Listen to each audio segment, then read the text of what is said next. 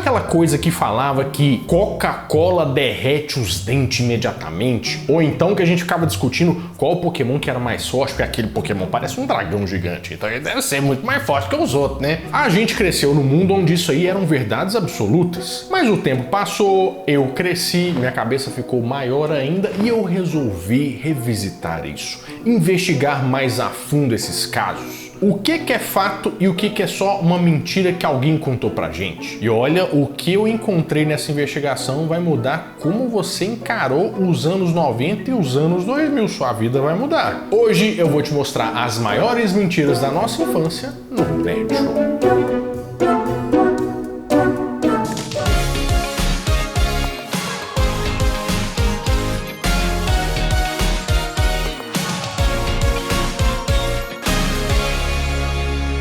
Fala, meus queridos amigos, como estão vocês? Vocês estão bom, né? Se Coca-Cola derretesse os dentes, eu não tinha nem boca. Eu já tava meio banguela, babalvas. É muito gostoso. Mas vamos começar a nossa investigação pelo entretenimento puro e uma coisa que eu sou bem viciado desde pequeno, que é Pokémon. Seja rico, seja pobre, seja velho, seja novo, em algum momento você já foi viciado em alguns dos produtos do Pokémon. Seja cartinha, seja o videogame, seja o desenho animado, qualquer coisa. Você sabia que tem umas mentiras que a gente sempre acreditou em Pokémon? Pois é. Mas olha só, Pokémon, pra quem não lembra, né, começou a passar aqui no Brasil em 1999 com a embaixadora mundial dos dedinhos, a Eliana. Que as abelhinhas aqui vão chamar comigo, são as batutinhas, não é? Pokémon, tá certo? Batutinhas. Olha lá, atenção, olhando lá pra frente. 1, 2, 3 e... Pokémon!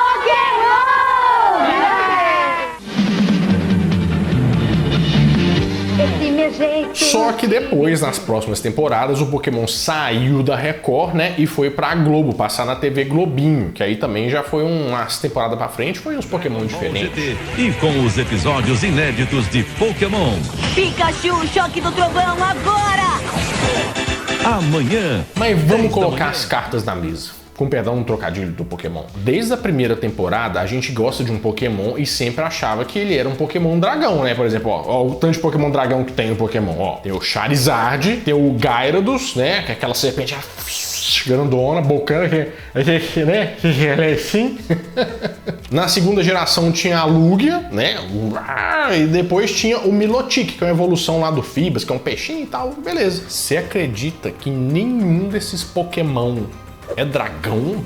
Eu tô passada, chocada. O tipo dos Pokémon, não, o Pokémon que parece um dragão, não é um dragão. Mas nem o Charizard. O Charizard não é Pokémon dragão, ele é um Pokémon fogo voador. Você acredita nisso, Babrelando? Nossa senhora. O Gyarados também, ele é Pokémon água voador. E o Milotic também é Pokémon água, psíquico. Ou seja, ninguém é Pokémon dragão. Mas ele tem cauda de dragão, voa como dragão, tem um ataque que é a cauda de dragão. Tem isso no jogo também, não sei se vocês lembram. Como é que ele não é um dragão? Na verdade, é porque quando eles começaram lá os 150 Pokémons no início, eles tiveram um problema. Porque assim, ó, tem o Pokémon tipo dragão, só que eles tinham que fazer um balanceamento. Então, por exemplo, tinha o Dragonite, Dragonair e Dratini.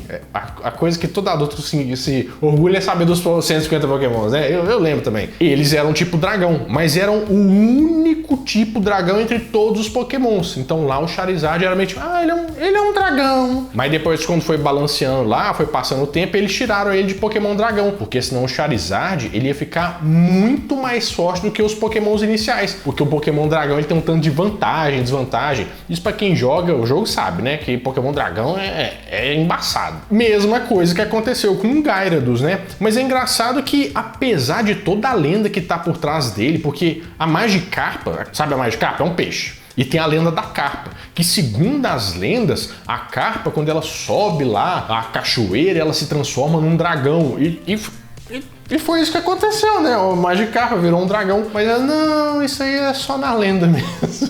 Esse dragão com cara de dragão não é um dragão. Então eu fiquei um pouco decepcionado, porque isso aqui é uma coisa que destrói a nossa infância, né, não, meu Breno? Destrói. Ah, não, isso aqui é triste, mas o negócio que vem da Coca-Cola também é difícil. Estou cansado, jefe. Coca-Cola, não podemos falar que faz super bem pra saúde, porque é uma grande mentira, né? Mas é gostoso. Não, é gostoso, é claro que é gostoso, mas pensa só no seguinte cenário. Você tá lá, um dia, sol, 40 graus, como diz a Barbarelando, um sol pra cada sovaco, né? Que sempre você fala isso. Você, na sua sã consciência, pensando, você vai querer tomar uma água ou uma coquinha geladinha com aquele trem estalando, cheio de gelo, assim, aquele trem até derretendo na garrafa? Uma coquinha com muito gelo e limão. Não tem jeito, né, gente? A gente fica pensando nisso. Só que é o pensamento que vem desde os áureos tempos, quando o refrigerante foi lançado. E sempre teve essa mística. E os nossos pais falavam que Coca-Cola vai derreter seus dentes, você vai ficar banguelo. Será que a gente fica banguelo mesmo com Coca-Cola? Não sei. Então, essa é uma das lendas urbanas mais predominantes no cancioneiro popular brasileiro, né? Todo mundo conta. Mas a verdade é que não é muito verdade assim. Também não é totalmente mentira. Mas longe de ser o apocalipse que estava todo mundo pregando, né? O que acontece? É porque a Coca-Cola, ela tem um pH mais ácido. Ou seja, você lembra lá nas suas primeiro ano, segundo grau lá, que você fica lá, a professora de química fala assim, abaixo de 7 é ácido, maior do que 7 é básico. Você lembra disso, né? Pois bem, a Coca-Cola é um ácido, com certeza, mas é um ácido bem mais fraco. E só que ao longo do tempo, esse ácido pode tirar um pouco do esmalte do seu dente. Então ele corrói de uma certa forma se você for aquele, né, bebedor inveterado. Porém, não funciona do jeito que o pessoal fala, né? Que tinha as lendas, era se você colocar um osso de galinha ou um dente num copo com Coca-Cola, de um dia pro outro ele fica molenga e se desfaz. Não é muito bem igual aquela experiência que a gente fazia na escola, não. Você lembra?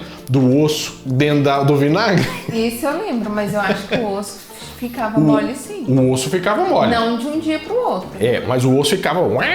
Ele perdia o calço todo e ficava molengão mesmo. Mas o engraçado é como é que esse boato começou. Não foi coisa dos nossos pais. Na verdade, começou lá em 1940 com um cientista que apresentou um experimento para uma bancada lá da Justiça dos Estados Unidos. O nome era Clive McKay. Que nome de negócio americano, né? Como que era o nome? Clive McKay. Essa cidade é pequena demais para nós dois. E ele queria mostrar o potencial dano que os refrigerantes podiam causar às crianças, à boca da grande cidadã americana e não tudo mais, sabe? Daquele meio negócio. Aí foi lá, levou um prego, colocou na Coca-Cola, pegou um dente, colocou na Coca-Cola. Deve ter mascarado os resultados, porque não fica assim do jeito que ele falou, não, sabe? Mas o negócio é que, apesar dele colocar lá no copo de Coca-Cola e pensar, ninguém fica com bochechão Coca-Cola 24 horas, né? Tem também um fator que todo mundo ignora, que é a nossa saliva, que ela dá uma protegida, né? Tira um pouco do ácido dessas coisas e deixa o negócio mais tragável, né? E não estragar tanto assim nossos dentes. Claro, não estou falando que é saudável tomar Coca-Cola todo dia, mas também que você vai ficar banguela de um dia pro outro. Não é assim que funciona. Ih, rapaz. Mas eu tava pensando outra coisa que todo mundo fala, sabe? Eu não sei se todo mundo fala em todas as cidades do Brasil, mas pelo menos assim, eu já posso falar em alguns estados que a gente já visitou e todo mundo fala a mesma coisa. Toda vez que a gente tá andando no centro da cidade, aparece alguém falando assim, esses pombos aqui, ó. Mas pombo também tem que matar tudo. Porque pombo é tudo rato com asa. Você já ouviu falar isso, Gabriel? Já ouvi falar que são cheios de piolho. Cheio de piolho, cheio de doença, que... não, é uma praga, tem que exterminar os pombos. Mas, gente, o pombo tá lá comendo pão. Será que o pombo é tão ruim assim mesmo? Eu fico pensando nessas coisas do pombo, porque fica parecendo que foi lá assim, vamos lá. Deus vai criar os bichos. Aí ele vai criar os bichos só pra servir o ser humano. Não, porque o ser humano é impressionante. Esse aqui, ó, nossa, esse aqui não serve ao ser humano. O pombo, que bosta de pombo. Não acho que seja assim que funciona, né? Até porque se você soltar um pombo ali no Largados e Pelados, o povo você acha que eles não vão comer, não? Janta o pombo sem dó. Será que ele é tão ruim assim mesmo? Então, as cidades, elas têm muito pombo, por quê? Porque antigamente o pessoal criava muitos pombos, tinha vários pombais, né? E até para mandar mensagens e tal, isso é um costume antigo. Só que esses pombos que antigamente eram da vida selvagem, da natureza, acabaram sendo domesticados. E quando ele começa a ser domesticado e não tem mais pra onde soltar ele, e ele vê um tanto de pão, um tanto de milho e povo de boina jogando negócio pra eles na praça, claro que eles vão começar a comer e se reproduzir. E também tem uma questão que o pombo ele é menos predado nas cidades, né? Porque o predador natural dele não tá ficando falando assim, ó, tanto de pombo lá, ele tá em outros lugares. Por que eles levam normalmente essa fama? Porque realmente tem algumas vezes que são encontrados nas fezes, nas penas e em alguns lugares do pombo, alguns micro-organismos, bactérias e etc. Mas só que falando desse jeito, fica parecendo que o pombo ele tá trazendo a peste bubônica, sabe? Tipo assim, ó, o pombo vai causar doença, não sei o quê. Mas a grande verdade é que eles têm tantos micro-organismos quanto outros tipos de espécie e até a gente mesmo, sabe? E a contaminação desses patógenos que vem nos pombos tá muito mais ligado também à quantidade da coisa, do material e também da nossa saúde. Se você não tá muito bem das pernas, aí qualquer gripinha mesmo você vai pegar, entendeu? Então não é que o pombo traz aquela coisa. Ele tem patógenos e coisas igual toda a maioria das criaturas tem. Então ele é uma criatura de boa, né? Mas a gente tem que falar aqui, né, que o problema do pombo é que eles extravasam demais, né? Se é que você me entende. Eles lançam bombas líquidas a longo alcance? Mal cheirosas. Entendi. Isso acontece também, mas eu acho que a gente vai ficar nervoso com eles do que vai acontecer alguma coisa com a gente mesmo, né? Prendam, segurem, agarrem, capturem, peguem o pombo agora! Mas tem um outro pássaro também que leva uma fama muito ruim, principalmente no norte e nordeste do Brasil, que é uma corujinha. Uma coruja, Marilana. Que é a coruja rasga-mortalha. Isso é um nome bom. Um anime com esse nome, hein? Que é isso? Rasga-mortalha, que é isso? Que é a coruja que se chama Suindara, que ela, supostamente, segundo os ditos populares, é o prenúncio que vai haver uma morte na sua família. E ela tem um gritão que é bem assustador.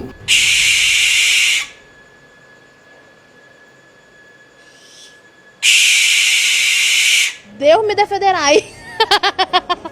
Essa corujinha, quando aparecia lá, o pessoal encarava como um prenúncio que alguém ia morrer na família. E ela tem esse nome por causa do grito que ela dá, que fica parecendo como se você estivesse rasgando um pano assim. O grito dela é bem alto. Isso é claro, é um mito, ela não prevê nada, nem acontece nada. Esses gritos são mais de acasalamento ou de comunicação entre as próprias corujinhas, né? Mas o que acontece? O pessoal levou essa ideia tão a sério que essas corujas pelo Brasil sofrem muitos maus tratos. O pessoal começa a falar assim, não, tentando meio que salvar a família e começa a matar as corujas e afugentar as corujas. Isso é muito ruim, até porque essa corujinha é uma predadora natural de vários ratos e coisas que são indesejadas pra gente, né? Então fica aí o apelo corujal que não faça mal às corujinhas. E elas gritam mesmo, parece uma banshee que saiu do mundo das trevas, sim, porém elas são totalmente boazinhas, não precisa mexer com isso. E bonitinha. Bonitinha, aquela carinha de coração assim, aquilo é um fofinho. E se eu te falasse que uma figura da televisão brasileira que você confiou a sua vida, que viu os maiores mistérios com ele, também mentiu pra você? O que você falaria? Não é possível que você está falando dele, Renato. Eu estou falando dele, Babarilando. Gugu mentiu pra nós. Mesmo agora a gente descobre algumas surpresas sobre o Gugu. Vamos fingir que ele não contou nenhuma mentira ao longo da carreira dele, né? Mas é só um detalhe, né?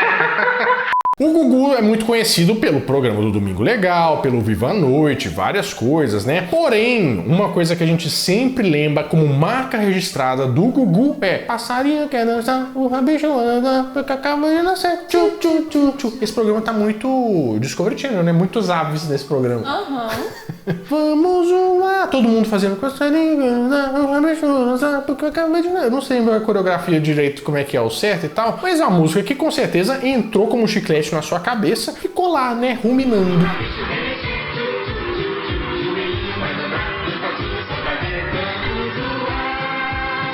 Até que um dia eu me deparei aleatoriamente com isso aqui, ó. Gente do céu, mas não é exatamente a mesma coisa, a musiquinha, o pessoal dançando exatamente os mesmos passos. Parece, não parece? É porque, na verdade, ele pegou a melodia dessa música bem antiga e colocou a versão dos passarinhos. A música dos passarinhos do Gugu não é verdade também. Eram patos, Babarilando. A versão já eram patos, eu não sei o que está acontecendo. Muitas aves nesse programa. Essa música se chama Der Ententanz e foi composta por Werner Thomas, que era acordeonista e era lá da Suíça. Ele compôs essa música ali por volta dos anos 50, dos anos 60, e essa música meio que rodou um pedaço bom ali, ganhando várias versões, mas sempre sendo a música dos passarinhos, a música dos patinhos. Até que, imagino, com um passeio na Alemanha, né, para comer um chucrut, um salsichão, o Gugu viu essa melodia e achou que seria uma boa ideia em 1984 lançar a música O Baile dos Passarinhos por aqui, e foi uma boa ideia mesmo, até porque virou marca registrada dele, né? Mas eu estou me sentindo um pouco enganado desse programa aqui, Babarilando. Eu estou, assim, chocada. É, que nem um ovo, né? Todos os azares que nós falamos aqui. Está muito engraçadinho, hein, Robin? Bom, mas o importante é você saber que as tradições estão aí pra gente pensar se são verdade ou se são mentira, né? Que às vezes você tá passando uns dificuldade e fazendo uns negócios à toa, sem precisar, só porque alguém disse alguma coisa. Mas eu não vou deixar isso acontecer mais, Babarilando. Depois eu volto com mais revelações. Bom, vou ficando por aqui, mas toda semana eu volto com mais um vídeo quentinho, fresquinho, crocante pra vocês. Então, adeus!